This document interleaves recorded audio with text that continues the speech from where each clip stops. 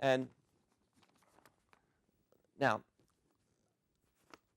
I also listen to what the Democrats and the Republicans say about climate change.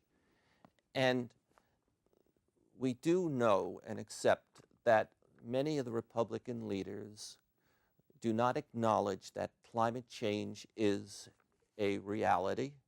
And some of them will go as far as saying it's something that's a cyclical event. It's something that naturally happens over thousands and thousands of years. Yes, there'll be a global warming, but they never, ever want to say man contributes to it.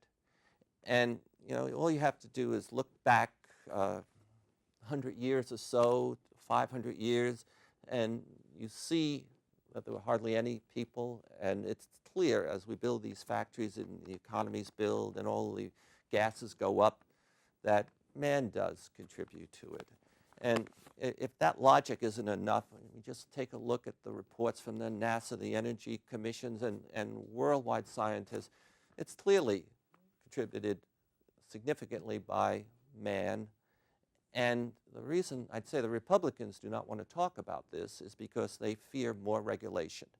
And, you know, but some of us think the more regulation, the better it is, because our health is going to be protected, our economy is going to be protected, our planet's going to be protected. And then on the other hand, we have the Democrats who, you know, I think I can read through how Obama's thinking and his advisors. They all recognize that climate change should be raised up to a national concern, a much higher alert status than it is. And they're soft pedaling it right now because they don't want to give the Republicans too much energy, too much ammunition against them.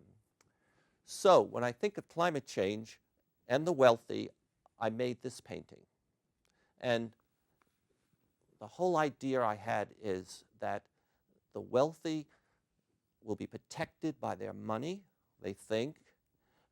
However, things can get so bad, or their children or grandchildren are going to pay the price for them neglecting this important development of climate change. And when I thought about climate change and the people of the world, I also started to think about the different groupings of people. For example, the grandfathers. And I'm influenced greatly by the music of Pink Floyd. I just love The Wall still to this day. So I made a painting from the perspective of the grandfathers where I said, Grandpa, what are you going to leave behind for me? And on this fulcrum, you can see something up on the left top. Maybe that's a baby. Maybe on the right, it's a big oil drop. And, you know, there's some, this is a dynamic situation, and that fulcrum is going to change. And Grandpa, what are you going to leave behind for me? And then I decided we also have grandmothers. And they're also concerned about their grandchildren. And today, you know, when you have grandchildren, you are really more concerned with your grandchildren than you are your children. And I asked myself, gee, grandparents, grandmother, what are you going to leave behind for me? And I decided to make this painting, and it's somewhat complex. And I also, when I made this painting, I was thinking about the grandchildren that are not here yet. And if we could see this painting in real life, you might notice way high up on the left on a fulcrum is an egg. And the egg is, some of the yolk is coming out, and there's some cracks on it. And down on the left, maybe that's a gas pump, and maybe that's a yellow torso without a head. And because a lot of us are doing things without thinking, and I'm included in that category. And then you might think that that's an oil well in the center pumping up oil, and maybe when some of the dynamics occur, that drop falls, and maybe baby egg comes flying down and crashes on a gas pump on the headless torso. And needless to say, you know where my thinking is. The future does not look good if we don't address some of these problems. And then I also want to make comments about, I made another painting. I tried to think about the rest of us. So I made a painting called Climate Change for the Rest of Us. And that's it right here. And here I was inspired by Dali, Matisse, Hokusai, and a few other artists.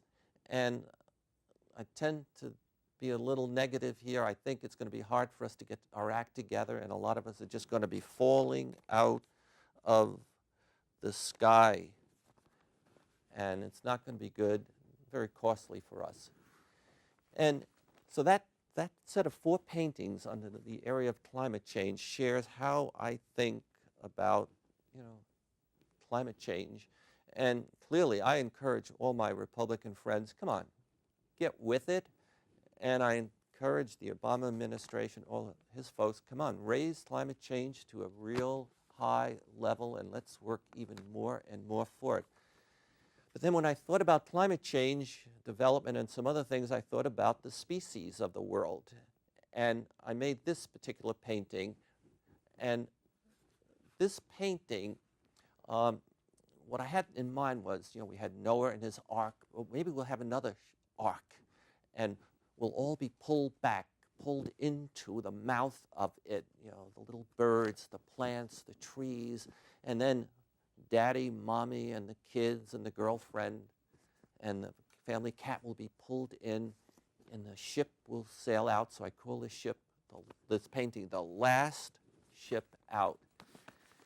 And I made one more painting that was inspired by climate change. I tried to think about what the cause reason, or a cause reason, for our concern about climate change, and as well as the need for regulation, increased regulation to protect us. And that is population explosion. And in this particular painting, on the right, I depict some of the forces and place where children are conceived, and some of the religious, fanatical forces that encourage more and more children and no family planning. And on the left, I have a dinner table where the starving are looking for a meal, and there's not much on the table to eat. I'm Michael Killen of Menlo Park, and I paint the developments of our time, and I invite guests to come on my TV show to help us learn more about them.